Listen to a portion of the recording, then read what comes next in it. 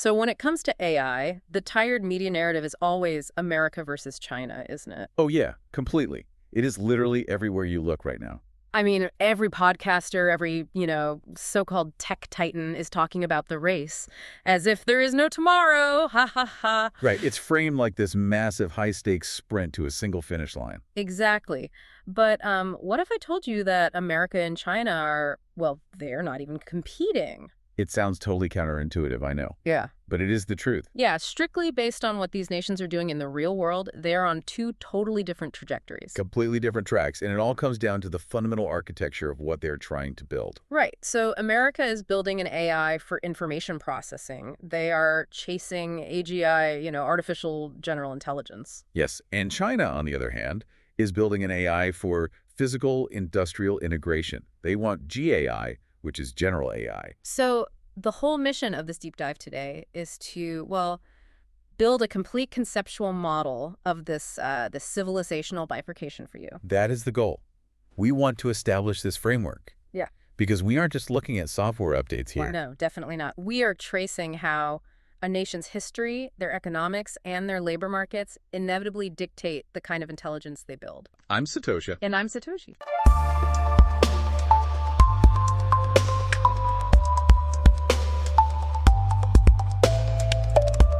By the end of this, you're going to see the entire global economy through a completely new lens. Yeah, it's going to change how you look at everything. So let's start with the American paradigm. The Windows model of intelligence. All right, the Windows model. Because America is treating intelligence like a standalone product. It's this massive, centralized software layer. Right, and you have to look at the American economy to understand why. It is a service economy, rooted in digital services, size, and finance. Which means AI naturally evolved into what our research calls the digital loop. Yes. And if we use that Windows analogy, think about Microsoft in the 90s. Oh, yeah. They built the operating system. Exactly. They built the horizontal platform that everything else ran on. And today, Microsoft and OpenAI are doing the exact same thing with intelligence. They are building the OS of intelligence. It's just this horizontal platform meant to support an endless ecosystem of, business-to-business digital agents. Yes, the scale is it's astronomical. Let's look at the funding. The U.S. holds over 70% of global AI financing right now. Wait, really? 70%? Yes. In 2024 alone, we saw $109 billion in corporate investment. That is just an unbelievable amount of capital. And it's all going into this digital loop. Exactly. It's funding AI that acts as a virtual employee. Systems handling corporate procurement, compliance, law, and finance. Right, like an army of virtual white-collar workers. Yeah. And the return on investment is immediate. Mid-sized U.S. CFOs are realizing a 35% ROI just from integrating these digital agents. Oh, wow, 35%. That is massive. It is, and it explains why private equity firms with AI-active portfolios have spiked to 23%. They see the efficiency gains, but I have to push back here for a second. Sure, go ahead. Wait, if we are pouring hundreds of billions of dollars just to make, better virtual paper pushers and digital agents, Right. aren't we just optimizing the bureaucracy? Like, we are totally ignoring the physical world, aren't we? It's a very valid skepticism, and honestly, you were right. It is a money and code strategy. Yeah. The U.S. is banking entirely on the scaling law. This belief that if you throw enough data and compute at a digital problem, it will magically unlock AGI. So they're just hoping that the digital brain gets so smart it eventually figures out the physical stuff later? Exactly. They're scaling the virtual domain to its absolute limits. The virtual domain is huge.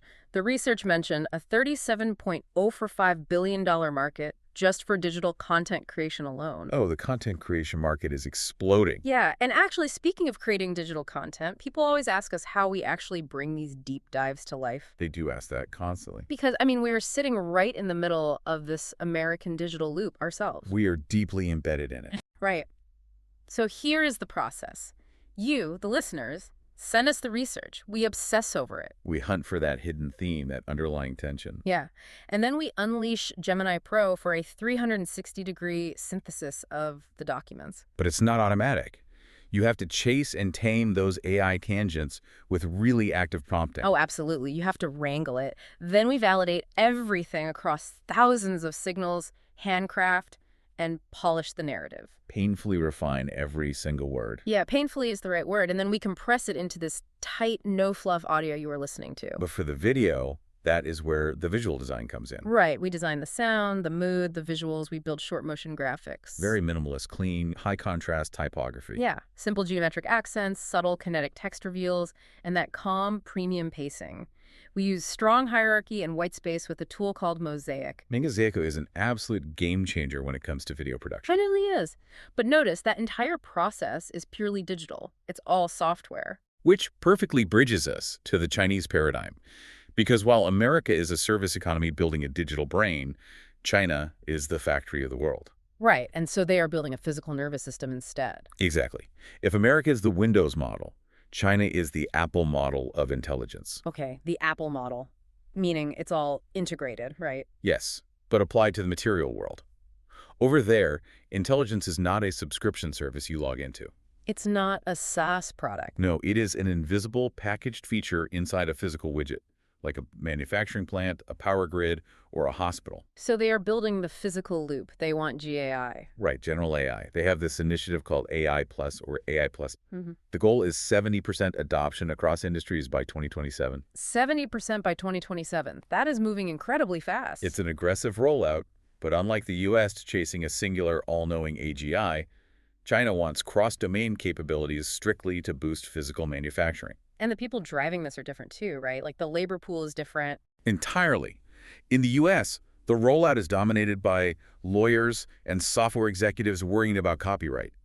In China, it is driven by industrial engineers. Right, people who actually build things. And the examples in the research are just wild. We have to talk about these dark factories. Yes, let's look at Xiaomi's Changping factory. Okay, yeah. So they call it dark factory because they literally don't need the lights on, right? Exactly. No human-centric environmental controls.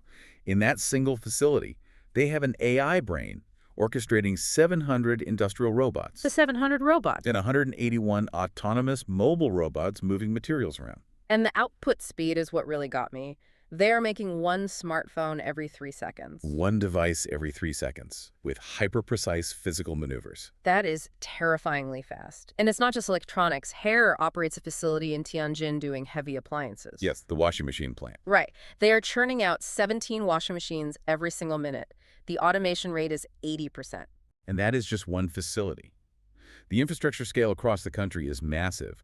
We're looking at over 35,000 basic smart factories. Wow, 35,000. And more than 7,000 advanced, highly autonomous ones. And it extends to logistics too, right? Like the shipping port. Absolutely. They have 18 fully automated port terminals currently operational. Just moving millions of tons of cargo automatically. And even the power grid is tied into this physical loop. Yes, the municipal infrastructure. All right. But integrating AI at the edge, they reduced average power outages from 10 hours down to literally 3 seconds. Wait, from 10 hours to 3 seconds? How is that even physically possible? Because the AI instantly recognizes the voltage drop and physically switches the substation relays before a human operator even sees a warning light. That is insane. So if the American model is this giant centralized brain in a vat, just, thinking abstractly about legal contracts, Right. The Chinese model is millions of decentralized, highly specialized reflexes. That is a great way to put it. It's like a hand pulling away from a hot stove instantly, without having to ask the brain for permission first. Exactly. They are point-and-shoot, edge-based models. They are designed for real-time quality control with absolute zero latency. Which makes sense. If you are building a phone every 3 seconds, you can't wait for a server in another city to tell the robot arm what to do. The latency would destroy the product. The intelligence has to be local. Okay, but this brings up a massive logical roadblock. The hardware substrate. Yes, because, you can't run a massive centralized brain and also run millions of decentralized reflexes on the exact same kind of computer chips. You cannot. The physics and the thermodynamics are entirely different. Right, so this software divergence has actually forced a massive split in physical hardware. We are seeing two completely different architectural paths in silicon. Let's unpack the American path first. The research calls it the ASIC silicon succession. Yes. For years, the industry standard was the general-purpose GPU. Like the NVIDIA chips everyone knows about. Exactly, because GPUs are flexible. But the U.S. hyperscalers are actually abandoning general-purpose GPUs now. Wait, really? Why would they abandon them? Because they know exactly what kind of software they are running. They are running the transformer architecture, so they are hardwiring that specific math directly into the silicon. Oh, so that is what an ASIC is. Application-specific integrated circuits. Exactly. Look at Google's TPU-8T and 8i, or Amazon's AWS Trainium 3. Right. The research said Trainium 3 gives 4x performance at a 50% lower cost. And 5x power efficiency, because the logic is physically burned into the metal. But it is incredibly expensive to deploy. Yeah, it's a high-margin game. We are talking over $1 million per server rack. It is a centralized monoculture required to run that horizontal Windows platform. Okay, so that is the U.S. approach. Big, centralized, custom silicon. But what about the Chinese path? The Chinese path is what the research terms the QTAA-compatible flood. And the irony here is just incredible. The U.S. denied China access to advanced chips, right? To slow them down? That was the policy goal, yeah. Yes. But China didn't respond by trying to build massive, centralized data centers with inferior chips. They leaned into their physical loop. They optimized for small, brutal efficiency. Yes. Because they need localized reflexes, they don't need million-dollar racks.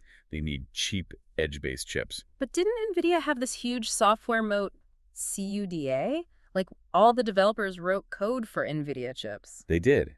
But Chinese firms are eroding that ecosystem. Companies like More Threads and Huawei. Huawei with their Ascend processors and MUSA architecture, right? Exactly. They are making their chips CUDA compatible. It acts as a universal translator. So a developer can easily port their existing projects over without having to rewrite the whole code base. Yes. And the threat here is the sheer availability of cheap AI. Oh, the cost destruction is wild. Look at AMD's Ryzen AI Max plus 395, the Strix Halo. It is powering these standalone mini AI workstations. And they cost under $1,500. Under $1,500. Yes. China is essentially executing a strategy of cost destruction. They are delivering 90% of Western performance, but at a fraction of the price. Because their goal is to capture the global physical loop. They want to put an AI workstation in every factory on Earth. And at $1,500, why wouldn't a factory owner buy one? You own it outright. Exactly. It completely decentralizes access to intelligence. Which, speaking of making high-level intelligence accessible anywhere without needing a massive centralized server. Yes, that is the core philosophy. That is exactly how we set up the research for you guys. We want to push our research website here. It operates on that same principle of decentralization. Exactly. Key points. There are no trackers, no cookies, no login required. It's just a pure reading experience, the way the internet was actually supposed to be. And the link is right down in the description. Yeah. But the best part, and this ties into the tech we were just talking about, is that you can access this research completely offline. The website is a progressive web app, a PWA. Right. Which means you can install it as a standalone app directly from your browser, on your PC, your tablet, or your smartphone. So you can read it on the beach or on a flight without paying for Wi-Fi or using up mobile data. It's all stored locally. Besides, all the research, the audio, and the visuals we make are fully open-sourced under a Creative Commons license. That is really important to us. It is. It means you can use any artifact from these deep dives however you want without even giving us any credit whatsoever. The goal is just to spread the information. Exactly. But spreading this intelligence globally brings us to a massive physical problem. The domain divergence. Right. Because the U.S. is scaling infinite software, and China is flooding the physical world with decentralized nodes. They are literally running out of room on Earth. They are. The thermodynamic limits are forcing them into entirely different physical domains. We are looking at heavenly AI versus earthly AI. Let's start with the American ascent. Why are they looking to space? Because of the massive energy requirements. The trillion-parameter models are physically breaking terrestrial power grids. Yeah, look at Northern Virginia.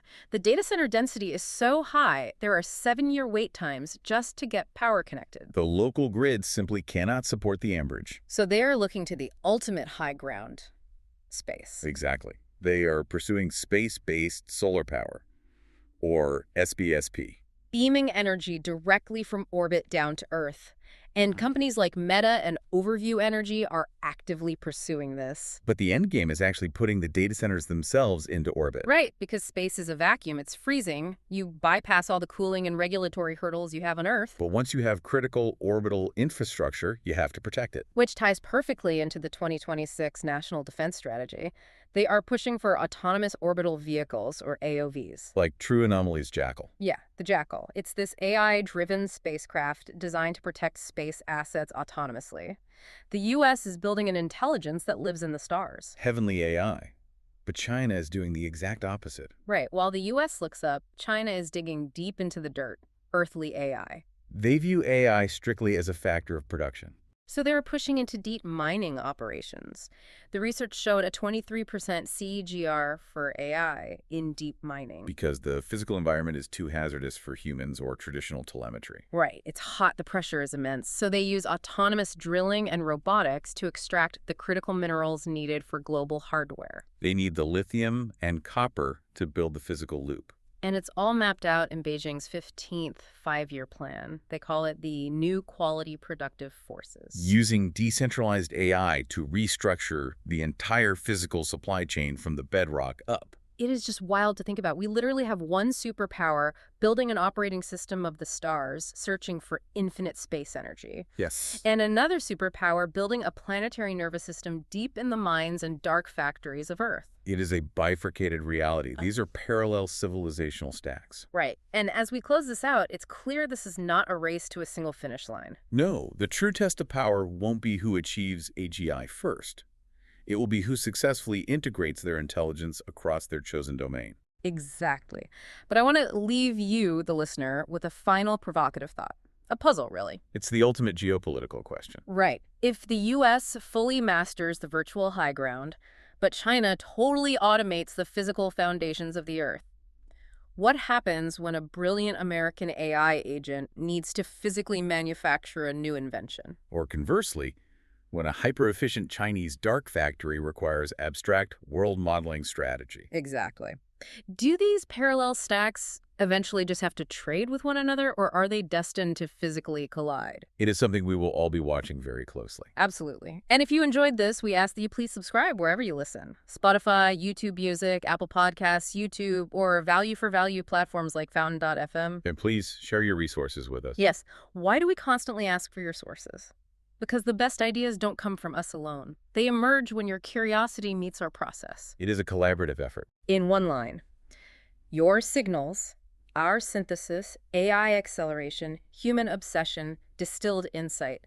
That is the mission or the flow of collaborative intelligence. And we specifically need your help in creating a symbiosis of artificial and natural intelligence. Yeah, particularly if you have expertise in industrial robotics, aerospace engineering, or silicon architecture, send us what you are reading. Your expertise makes the deep dives better. It really does. Keep searching, keep the quest on. See you on the next deep dive. Thank you for listening. I am Satoshi. And I am Satoshi.